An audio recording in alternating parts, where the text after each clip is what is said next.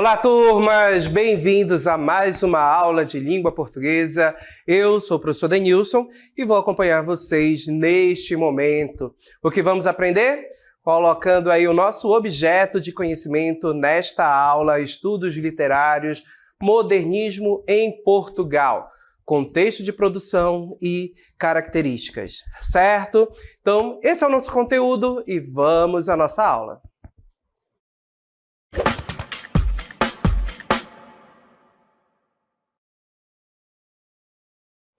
Começamos a nossa aula neste cenário em Lisboa, Portugal. Aqui atrás vocês podem observar o monumento aos navegantes, exatamente feito para o período do descobrimento das grandes navegações para a expedição de Vasco da Gama, Pedro Álvares Cabral. E percebo que este monumento representa exatamente o espírito português que se lançou aos mares e chegou em terras desconhecidas e também um período de riqueza para este país.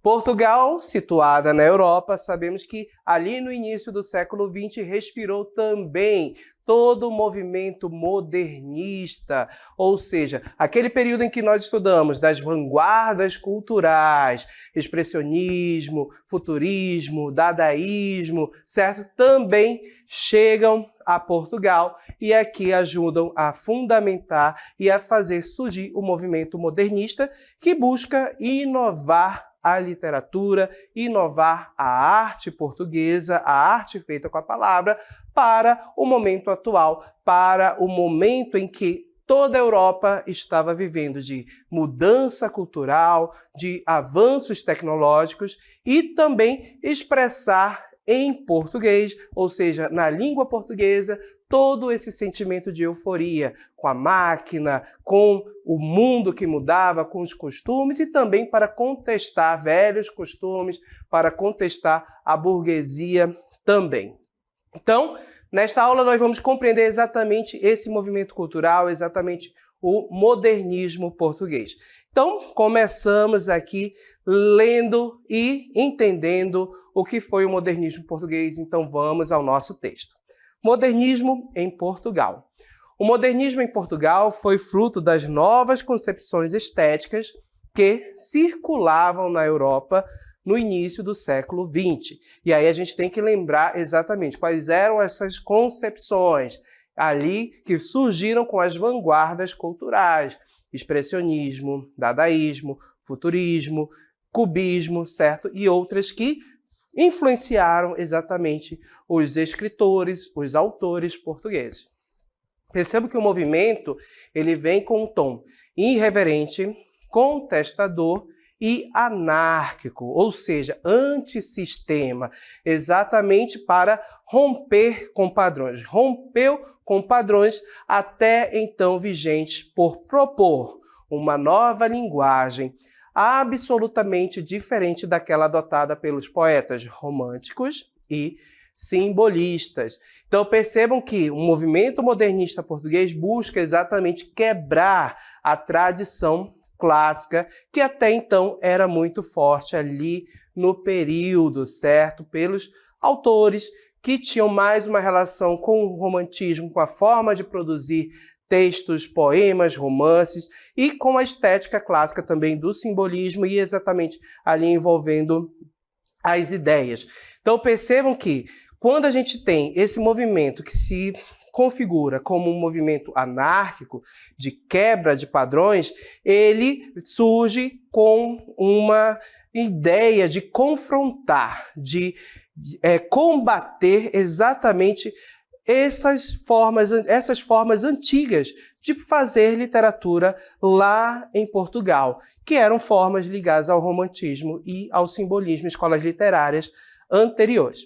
Para que a gente possa compreender bem isso, é importante olhar exatamente o contexto de produção. Então, o que nós vamos ter nesse contexto de produção? O que estava ocorrendo na história de Portugal, os fatos históricos e sociais que acabam influenciando exatamente esse período literário, o modernismo português.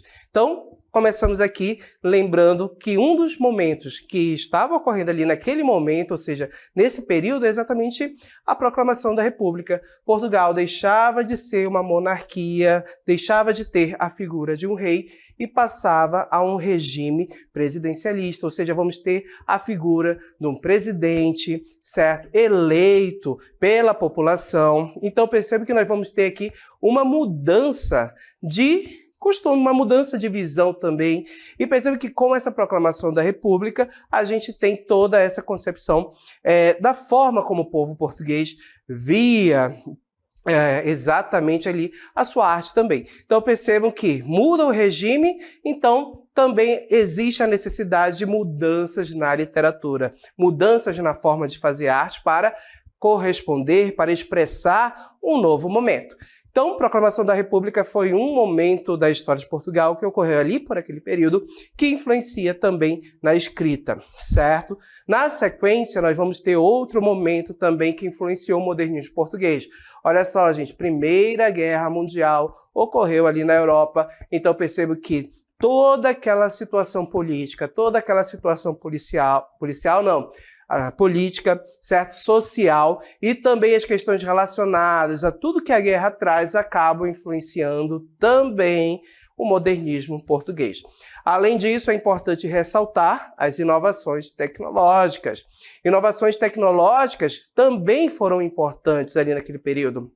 Então eu percebo que essas inovações chegam a Portugal, percebam que existe o deslumbramento da população com o automóvel a vapor, com a energia elétrica nas casas. Então percebam que é algo novo, algo que não existia antes e de repente o português, ou seja, o cidadão português tem contato com essas tecnologias que nunca foram vistas antes. A gente pode comparar essa relação desse período com essa tecnologia com a nossa atualidade. Então perceba que nós vivemos um momento em que surgem as inteligências artificiais, que evoluem, que estão avançando rapidamente em nossa sociedade, em aprendizado, e que percebo que acaba servindo de espanto e de uma certa maravilhamento, ou seja, a pessoa acaba se maravilhando, ficando assustada, às vezes também com a inteligência artificial. Foi esse sentimento, essa ideia que o povo português também teve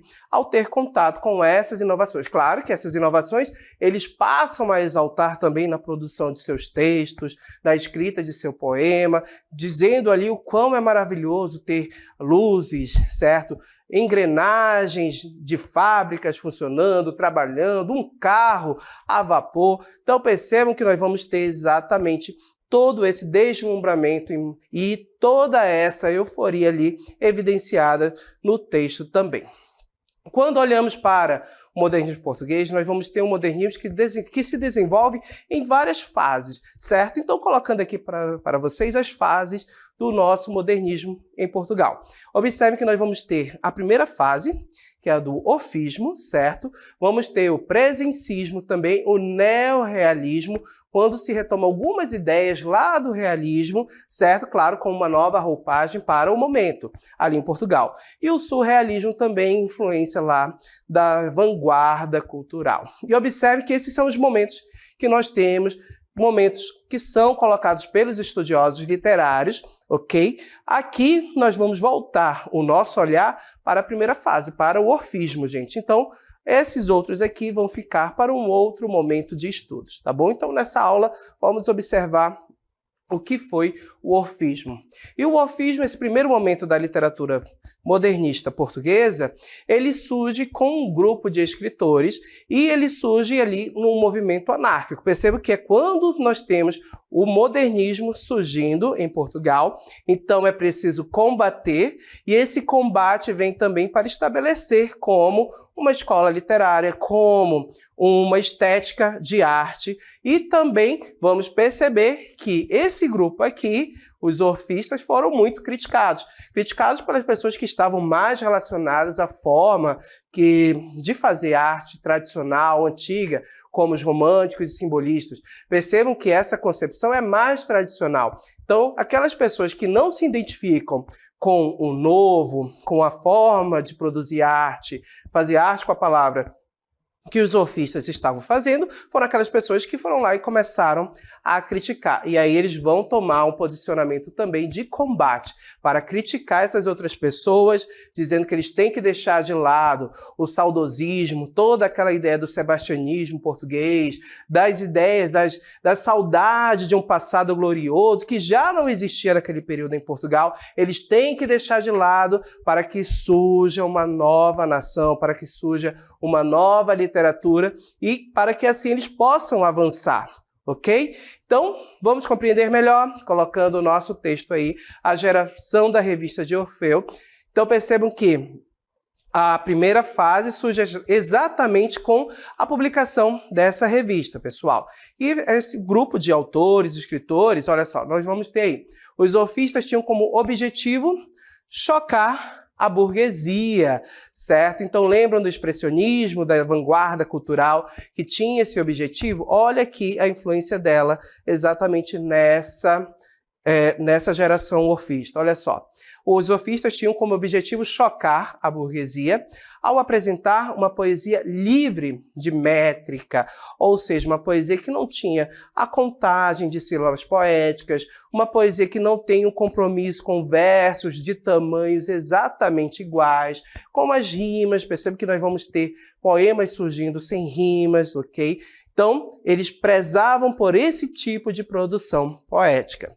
Então, uma poesia livre da métrica e inserir a literatura portuguesa no contexto cultural europeu, que, naquela época, estava sob forte influência das tendências futuristas. E aí, quando lemos futuristas, a gente lembra exatamente do futurismo, né, da vanguarda cultural futurista, do expressionismo, do cubismo, dadaísmo e outras vanguardas que estavam vigentes ali, que acabam trazendo influência para Portugal.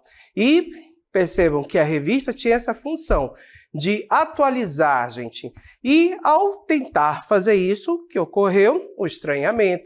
Esse estranhamento de uma sociedade mais tradicional, mais clássica, das pessoas ali, da burguesia em si, e das pessoas que não se identificavam com esse tipo de arte, também ocorreu no Brasil. Isso a gente vai ver mais adiante. E em Portugal ocorreu esse estranhamento, e aí esse grupo aí, os orfistas, passam a produzir uma literatura aí que vai se posicionar anarquista e também de combate aos antigos padrões. A revista Orfeu, gente, teve 2 edições, a edição de número 1 e a edição de número 2 também, colocando aqui para vocês. E observe que nessas 2 edições sempre a tônica foi a mesma, exatamente. Atualizar a produção poética, atualizar a literatura portuguesa, as tendências da Europa como um todo, e também de combate, criticar as formas clássicas, criticar aquelas pessoas que criticavam o próprio movimento orfista e o próprio modernismo em Portugal, certo? E aqui nós vamos ter a publicação de manifestos, de poesias e outros textos que vão caracterizar e configurar esse período, ok? Autores importantes desse período, quem nós vamos ter? Olha só, esses aí, claro, fizeram parte também dessa revista de Orfeu. Dentre eles se destacam, de todos os autores se destacam em Almada Negreiros. Então percebo que ele vai ser o mais combatente, é aquele que se posiciona como um soldado para defender o movimento, para defender a revista e também para atacar todos os outros que criticavam a revista, que criticavam o movimento do orfismo, certo? E nós vamos perceber isso na produção dos seus textos. Fernando Pessoa, grande autor, grande poeta da língua portuguesa.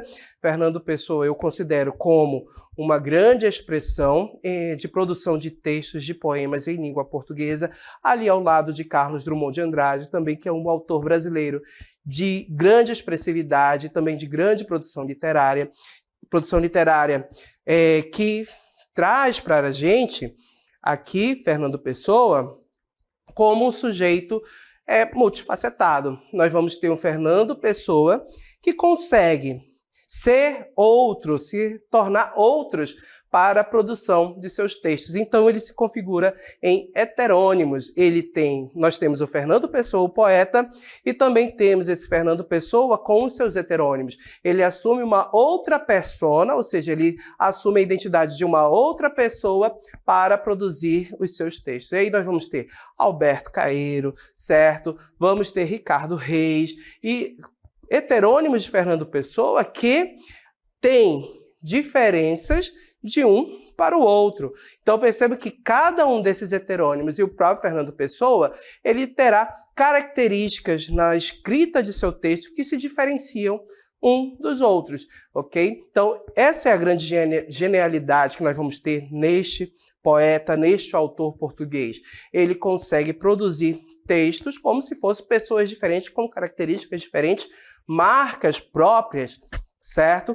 Então não há ali, quando você pega os textos para comparar, você percebe uma diferença como se realmente fossem duas pessoas diferentes escrevendo. Não vai ter um traço ali que vai unificar ou um traço comum, mas como se fosse outra pessoa completamente diferente. Isso nós vamos estudar um pouquinho mais adiante, certo? Cenas dos próximos capítulos de aula. E, claro, também Mário de Sá Carneiro, outro autor português que também produziu e influenciou, que esteve ali presente na produção, ou seja, na revista de Orfeu, e também que tem uma produção expressiva aí nesse período do modernismo português. Ok, gente? Então, para que a gente possa identificar qual era a tônica dessa revista, como esse movimento surgiu, lembrando que ele tinha uma posição de combate, de anarquismo, certo? Então percebo que ele também publicou ultimatos, né? Principalmente Almada Negreiros. E ultimatos que vão chamar o povo português, que vão chamar exatamente toda uma nação para um novo momento, para uma nova forma de fazer arte e também de pensar. Então vamos ler, leiam comigo, com a gente aqui, Ultimato Futurista, ok? De grande influência que vamos ter aí das tendências culturais futuristas, das vanguardas do futurismo. Então percebam que nós vamos ter exatamente um texto que vai trazer essa tônica e vai evidenciar para a gente esse momento da literatura portuguesa. Então vamos à leitura. Ultimátum Futurista. As gerações portuguesas do século XX, 1917. Eu não pertenço a nenhuma das gerações revolucionárias. Eu pertenço a uma geração construtiva. Eu sou um poeta português que ama sua pátria. Eu tenho a idolatria da minha profissão e peso-a. Eu resolvo com a minha existência o significado atual da palavra poeta com toda a intensidade do privilégio. Eu tenho 22 anos fortes de saúde e de inteligência. Vós, ó portugueses da minha geração, nascidos como eu no ventre da sensibilidade europeia do século XX, criai a pátria portuguesa do século XX. Dispensai os velhos que vos aconselham para o vosso bem, e atirai-vos independentes para a sublime brutalidade da vida. Criai a vossa experiência e sereis os maiores. Almada Negreiros. Perceberam? Esse foi o Ultimato Futurista e ele faz uma convocação, ele chama a sociedade portuguesa, chama o cidadão português para um novo momento. Lembrem que exatamente nesse período nós temos um movimento cultural em Portugal, ou seja, temos um movimento literário que busca atualizar as tendências, a forma de produzir literatura, atualizar e colocar ali em parceria, ou seja, atualizar para os novos modelos que surgiram ali na época, no início do século XX, na Europa, o modernismo. Então, vamos retomar o texto, mais uma vez, quero destacar alguns pontos para vocês. Então, olha só, nosso Ultimato Futurista, percebam que exatamente se coloca o autor aqui não pertencente a uma geração revolucionária, mas ele se coloca a uma geração construtivista, ou seja, que quer construir algo. construir algo novo. E ele se coloca como um poeta português que ama a sua pátria. Então, observe a ideia do nacionalismo, da nação. Olha só, eu tenho idolatria da minha profissão e peso-a, certo? Eu resolvo com a minha existência o significado atual da palavra poeta com toda a intensidade do privilégio. Então, observe que ele se posiciona como alguém que produz literatura, como um poeta e alguém que, por amar muito, quer construir algo novo, quer construir uma literatura nova para a nação portuguesa.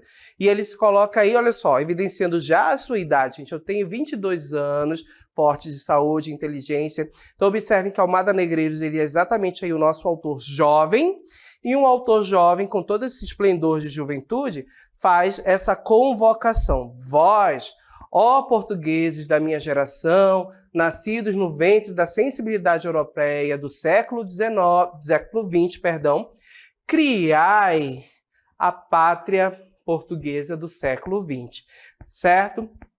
Então, observe que eles convocam para a criação de uma nova pátria que passa exatamente por uma nova forma de pensar, uma pátria que vai produzir um novo tipo de literatura, uma pátria que vai ter uma literatura antenada, ligada às tendências atuais que já circulam ali nesse período na Europa, ok? E observem que isso aqui é importante. Dispensai os velhos que vos aconselham. Olha só, quem são esses velhos? Quem são essas pessoas? Então, são exatamente aquelas pessoas que produzem uma literatura mais tradicional, gente, uma literatura mais clássica. E aqui a gente vai ter exatamente esses velhos, aquela produção literária ligada exatamente ao romantismo, ao simbolismo, a tendências, ou seja, a tendências estéticas mais ali do século XIX, que já não corresponde a um novo momento. Lembrando, Portugal vivia um novo momento, e toda vez que surge um novo momento, há mudanças sociais, há mudanças culturais, acontecimentos históricos importantes, nós vamos ter a literatura ligada exatamente a esses movimentos. A literatura é influenciada pelo momento, pela sociedade, pelo que as pessoas estão vivendo. Então, ao produzir um texto, as pessoas levam para o papel, levam para os seus poemas, para as suas histórias e narrativas, exatamente aquilo que elas sentem, o que elas desejam, certo? Então, acaba que a literatura ela sempre vai funcionar ali como um espelho daquele momento, daquela sociedade, ok? Então, perceba, dispensai os velhos. E aí a gente tem que lembrar que esse dispensar, voltando aqui comigo, é exatamente também uma influência que nós vamos ter da vanguarda cultural futurista. A vanguarda cultural futurista exaltava a máquina, exaltava a eletricidade, tudo aquilo que fosse moderno e colocava que tudo aquilo que é do passado deveria ser esquecido. Então, até a ideia de se destruir museus, destruir toda aquela arte produzida anteriormente deveria ocorrer, né? É uma ideia que a gente pode até pensar um tanto problemática. Esquecer, destruir dessa forma, deixar de lado todo um legado, sabemos que não é favorável, não é bom para o ser humano. É bom sempre você ter ali o passado para que onde você possa olhar, possa refletir o que aconteceu e a partir daí você possa pensar também no que fazer e no avançar para um futuro. Perceba que o futurismo tinha essa ideia, dispensar os velhos, as formas antigas de fazer arte, destruir museus, porque lá só tem arte antiga. Perceba que essa era uma tônica do futurismo também. E observe que ele coloca essa dispensa, esquecer o passado, esse passado que a gente vai ter aí exatamente o saudosismo português, lembrando os tempos áureos ali, das grandes navegações, lembrando também o mito de São Sebastião, o rei que sumiu durante uma batalha, durante uma guerra, que um dia iria voltar para tornar a nação portuguesa forte, tornar a nação portuguesa ali como uma grande nação e liderar esse povo. Percebo que se coloca exatamente aí para se esquecer tudo isso. Esquece o que já passou e vamos criar uma nova pátria com uma nova arte. E ele coloca isso para o próprio bem. Voltando ao texto, observem aí. Olha só, dispensai os velhos, então, a gente já lembra exatamente as tendências que estavam relacionadas ao romantismo, simbolismo, às escolas literárias ali do século XIX, final do século XIX, para o vosso bem. E atirai-vos, olha só, independente para a sublime brutalidade da vida. E percebo que com esse movimento, com essa dispensa das antigas formas de fazer arte para o bem da própria nação portuguesa, então percebo que ele coloca que dessa forma se cria uma nova, ou seja, você vai ter a possibilidade de criar uma nova experiência e sereis os maiores. Então, esquecer o passado para se tornar maior, para evoluir, para crescer. Então nós vamos ter essa ideia exatamente aqui no modernismo português. Essa tônica que vem de Almada Negreiros, aí com o Ultimato Futurista. O Ultimato Futurista é exatamente um chamado, uma convocação para a nação portuguesa. Então você percebeu, pela leitura do nosso Ultimato, esse caráter de inovação, você percebeu pela leitura a ideia que nós vamos ter com o com o modernismo português, de atualizar, de trazer a nação portuguesa, trazer a arte, a literatura, a arte feita com a palavra para um novo momento, certo? E percebam que esse atualizar da arte exige também um deixar de lado tudo que se relaciona ao passado. Esse é o primeiro momento, gente. A gente vai ter, claro, outras ideias, outras formas de pensar e da estética modernista em outros períodos também. Nós vamos ter, em determinados momentos, uma certa mudança, mas nesta primeira fase é a fase de combate, que vamos chamar desta forma, de se estabelecer. Além do Ultimato Futurista, Almada Negreiros também se posicionou como um combatente, como eu mencionei a vocês. Então nós vamos ter textos produzidos pelo nosso escritor que também vão atacar diretamente pessoas da burguesia, vão atacar diretamente autores mais tradicionais daquele período, e ele vai ser claro e direto na sua fala. Então, ele vai satirizar, vai zombar e também vai desejar até a morte daquelas pessoas que não estão alinhadas ali com o movimento futurista, com o movimento modernista. Não sei de onde veio o futurismo, se instalou aqui, mas é modernismo português, tá bom, gente?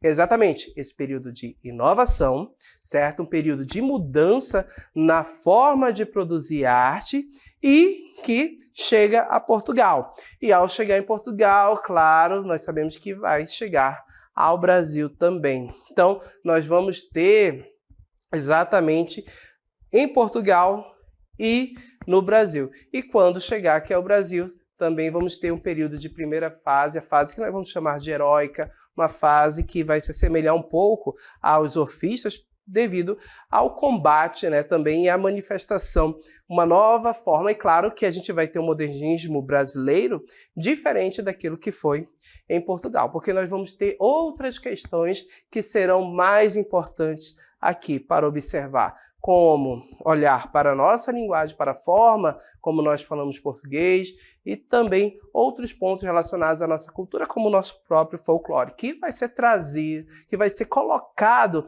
em evidência nesse período do modernismo brasileiro.